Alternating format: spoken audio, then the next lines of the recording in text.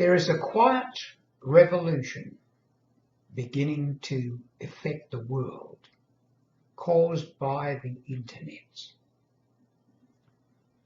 For Toastmasters, it was probably brought home to us by the world champion speaker Jock Elliott, 2011, speaking at the Toastmasters conference in the United States.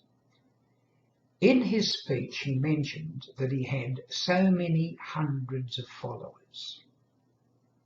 And then he said, how many of these followers, how many of these friends would get out of bed in the middle of the night to come to his assistance if he needed them? And then he pointed out very few, family and close friends maybe.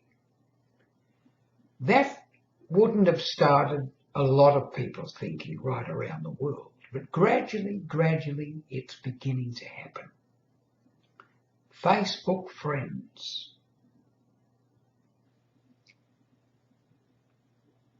Really, all these numbers behind our name of how many people follow us and how many people are our friends really only indicates that we are a figure of significance. Hence, the more we're in the news, the more powerful our title in the worldly scheme of events, the more followers we will probably have, the more friends we will have. People who agree, generally, with the way we believe, the way we think. For example, a president might have millions of followers. How many would get out to assist him if something went wrong of all these millions? Very few, I suspect. Simon Sinek makes a very good point in one of his YouTube presentations. He says, you cannot form trust through the internet.